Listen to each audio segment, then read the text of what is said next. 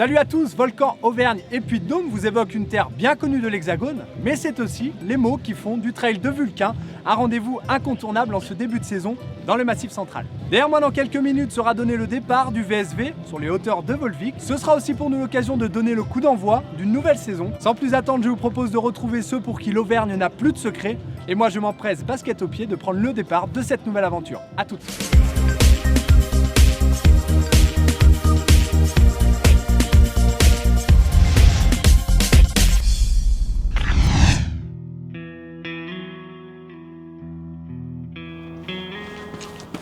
Salut les gars. Salut Antoine. Ça va ? Bienvenue à Tournoël. Écoute Damien, merci pour ton accueil. Ici on est chez toi, au milieu des volcans d'Auvergne. Tout à fait, merci d'être venu et puis bienvenue à toi sur mon terrain de jeu. On est en compagnie aussi de Sylvain Bazin. Sylvain, on te connaît pour d'autres choses, le trail dit un peu plus d'aventure. Oui, le trail d'aventure, les voyages à pied, c'est une région que j'apprécie beaucoup. La nature est très préservée ici et il y a vraiment effectivement un terrain tout à fait privilégié, je pense, pour le trail. On perd pas trop de temps. Et ben c'est parti. And all the lonely people whisper poetry for the moon, drowning all our apathy with prophecies of doom. Alors voilà, c'est ici que je cours sur les volcans, dans les gorges en fait, sur des petits monotraces super sympas. Voilà, ça respire la vitalité et c'est là qu'on vient se ressourcer pendant les petites séances de trail. Ok. C'est parfait quoi. Sylvain, ça t'évoque quoi de courir un peu en Auvergne ? C'est des chemins, il y a des portions techniques, mais on peut souvent courir en Auvergne, et dérouler un peu sa foulée. C'est une région aussi qui est quand même spécialement bien préservée. Alors c'est peut-être pas des montagnes aussi hautes que dans les Alpes, mais on n'a pas ces soucis de stations de ski, tout ça, enfin beaucoup moins. Et ça c'est quand même très appréciable quand on court, quand on marche. On peut apprécier la nature quasiment de bout en bout sans retomber sur du béton ou des constructions un peu brutes. Ok, bon, Allez. c'est parti. But what it's all about.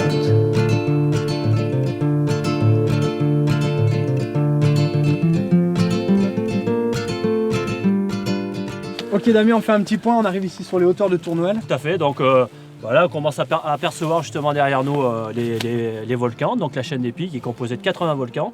Et donc le point culminant, c'est le Pic d'Homme à 1465 mètres, en espérant qu'un jour ça sera classé au patrimoine mondial de l'UNESCO parce que ça le mérite bien. Ok, allez, c'est parti.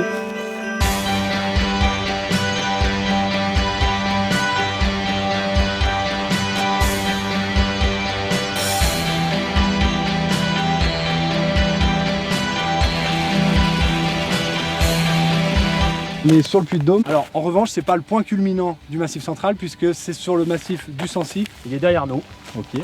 le massif du Sancy. Il y a une amitié entre vous deux. Tout à fait. Il y a une amitié qui va un petit peu plus loin, je crois, à partir de cette année, puisqu'il y a une création d'association. Tout à fait, aventure intervolcanique, donc voilà, on est en plein dedans. Et en juillet, donc on organise une course en partenariat avec Chamina Voyage, la Volcanic Challenge. C'est une course qui va faire 160 km en tout, mais par étapes. Donc on privilégiera l'aspect convivial, l'aspect découverte. Ce sont des étapes relativement accessibles, hein, entre 20 et 30 km par jour. On va vraiment découvrir l'Auvergne avec tout ce que ça implique. Bonne perspective. Très bonne On perspective. continue, je crois qu'on a un continue, petit on a chemin. un petit chemin mythique à faire qui s'appelle le chemin des muletiers.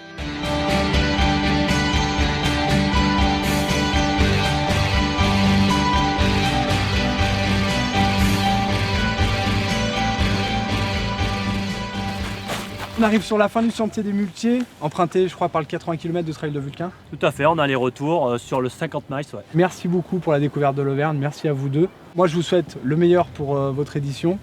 On peut rappeler les dates. Alors oui, en juillet, Du 11 au 18, on vous attend. Ça sera une belle traversée de la chaîne des Puys avec un petit détour par le Sancy pour finir au sommet du géant, le Pic d'Homme.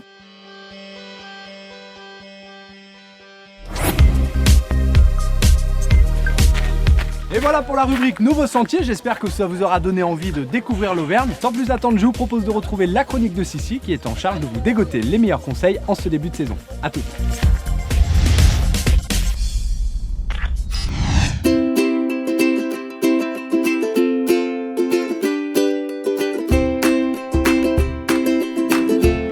Bonjour Camille.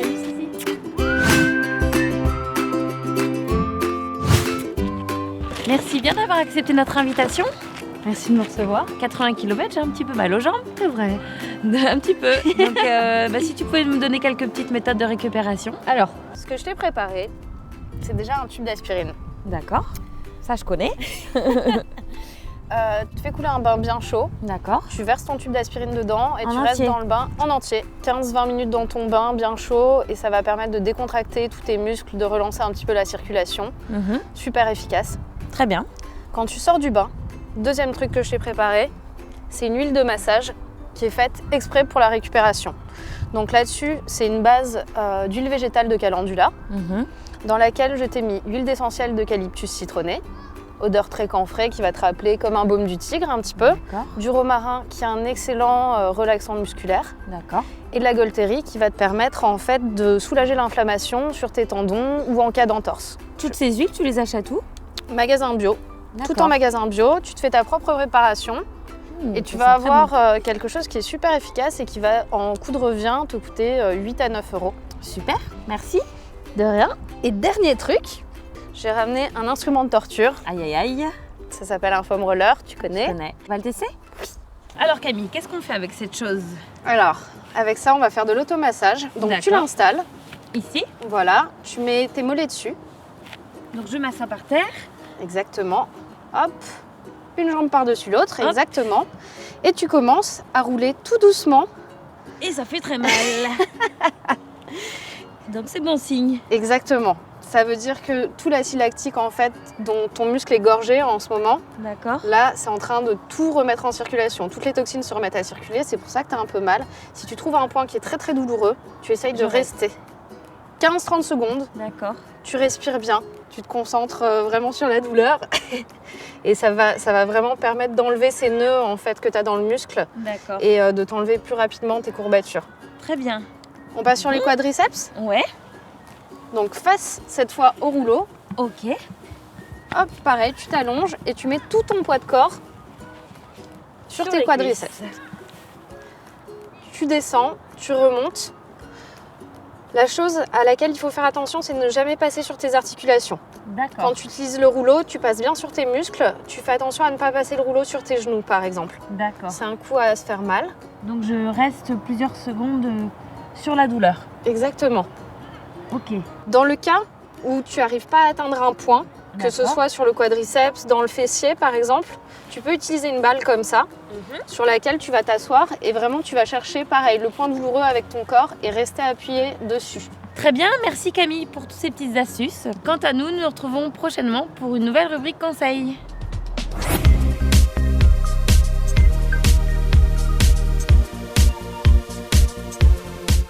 Vous retrouverez la chronique de Sissi lors de chaque épisode afin de toujours optimiser votre préparation. Mais en attendant, c'est dans les bureaux de l'illustrateur Mathieu Forichon que nos caméras se sont arrêtées afin d'immortaliser le travail d'un passionné au grand cœur qui ne cesse de sublimer la discipline. A tout à l'heure.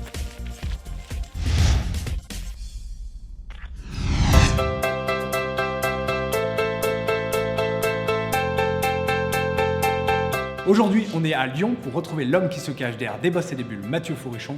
On y va. Salut Antoine. Des bosses et des bulles, pour ceux qui connaissent pas, est-ce que tu peux nous en dire un petit peu plus? Des bosses et des bulles, c'est le trail en dessin, sous un angle humoristique, bienveillant. C'est chaque semaine un dessin sur un blog et sur les réseaux sociaux. On va parler un petit peu de René Charles parce que je crois que c'est l'icône de Des bosses et des bulles. Alors l'origine de son prénom reste secrète. Je ne pourrais pas expliquer pourquoi ce prénom est arrivé comme ça sur un coin de page, mais je trouvais qu'il sonnait bien, quoi. C'est un personnage, j'aime bien un petit peu aller lui faire vivre des choses sur le papier. C'est à la fois moi, c'est beaucoup de tout le monde en fait aussi, donc c'est vraiment une mascotte, un refuge.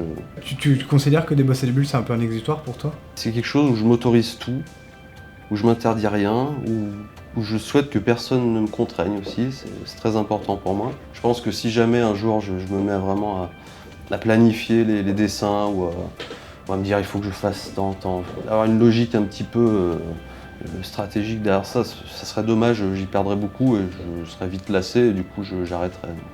Et justement, tes dessins, ils partent de quoi? Ils partent, tu vois, t'as des bouquins comme ça part souvent d'un stylo bille et d'une feuille. Les idées viennent quand ensuite au café, le matin, je les note sur ces cahiers-là. Et puis ensuite je passe, donc je stocke, j'en ai toujours un peu d'avance, hein. Et puis ensuite je passe, je scanne et puis je fais tout sur sur cet outil, donc c'est tout fait après sur ordinateur.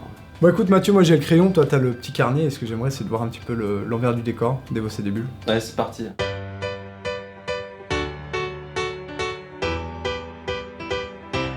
Donc là ta photo est arrivée par mail, tu la poses au travers de ton logiciel, il y a un calque qui est mis dessus, Ouais. et tu reprends un petit peu au stylo en transparence. Voilà, tu vois là je reprends par-dessus le crayonné mais juste avec du trait noir.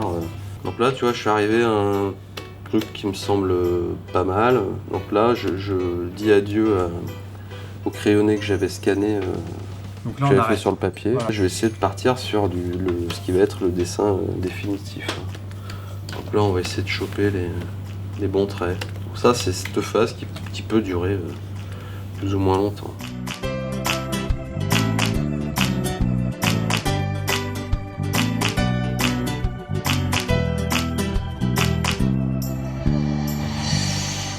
Je suis assez fier.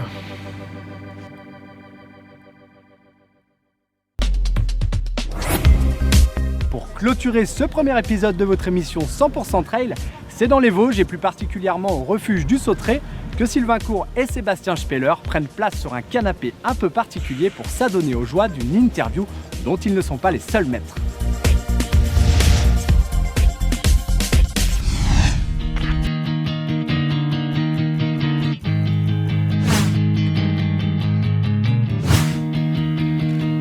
Salut Sylvain. Salut Antoine.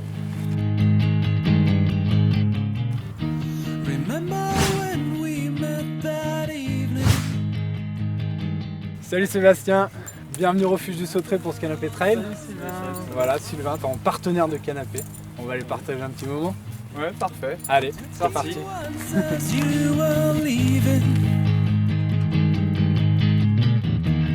Tout d'abord, merci d'avoir accepté notre invitation sur ce canapé, le canapé trail. On va partager un petit moment assez sympa autour de vos vies, de vos expériences. J'aimerais tout d'abord aborder celui de votre engagement au sein de l'armée française. Quand on rentre à l'armée, il y a une période d'au moins 1 ou 2 ans qui est consacrée aux classes. Et là, on n'a absolument aucun temps pour nous pour faire vraiment le temps pour consacrer à notre passion, tout ça. C'est que 4 ans après être rentré dans l'armée que là, j'ai commencé à avoir un petit peu plus de temps pour moi, pour reprendre une activité extérieure. Et là, j'ai découvert la course à pied vraiment par hasard, en fait. Ouais. Je vais me tourner vers Sébastien, mais il y a un rapport direct. Est-ce qu'il y a beaucoup de choses qui t'ont aidé dans la pratique du trail? Je sais pas, une certaine rigueur que tu as acquise auprès de l'armée qui te sert peut-être? Je pense pas que ce soit l'armée qui m'a apporté une rigueur. Je pense que c'est quand on va à l'armée, on a déjà un petit peu cet état d'esprit-là avant d'y être. Donc je pense qu'on rentre aussi à l'armée un peu pour ça. Ça t'a apporté beaucoup de choses, notamment un passage dans le canicross. C'est parti de l'armée, effectivement. C'était une méthode d'entraîner ces chiens pour qu'ils aient un bon physique. Aujourd'hui, vous êtes tous les deux champions de France de trail à une année d'intervalle. Ce qui a été super sympa, ouais, c'est cette entente qu'on a eue pendant quelques kilomètres. Vraiment une collaboration un petit peu comme une équipe. Pourtant, on s'est mis d'accord sur vraiment rien du tout, sur le résultat final. Hein. Mais l'entente a été jusqu'à même au ravitaillement, s'attendre en fait à la sortie du ravitaillement un petit peu. Moi, j'avais mis un petit peu plus de temps à me ravitailler. Sébastien, à la sortie, me voyant pas arriver, avait marqué un petit temps d'arrêt. Et hop, on est ressorti du ravitaillement ensemble, quoi. Donc vraiment, sur une compétition de haut niveau comme ça, c'est quelque chose qui me restera vraiment Je pense, ouais. gravé. Ouais. Dans quelques mois, vous allez porter tous les deux le maillot de l'équipe de France. Quel sentiment vous avez? Certainement peut-être une fierté de porter les couleurs de votre pays. Ouais, bien sûr. Hein. Là, on va être 9 à représenter le trail français quand même. Pour moi, c'est pas rien, quoi. Hein.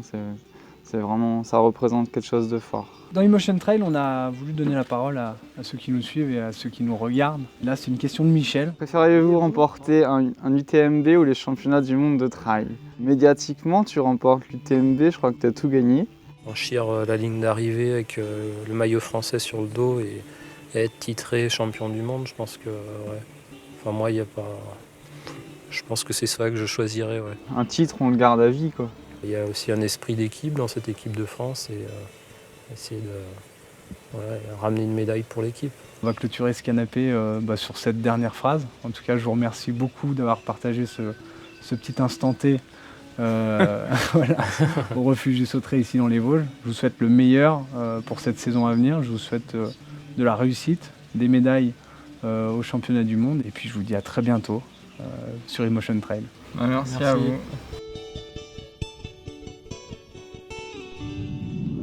Et voilà, Emotion Trail, c'est terminé pour aujourd'hui. Merci de nous avoir suivis. En attendant, on vous souhaite le meilleur sur les sentiers et on vous dit à très bientôt.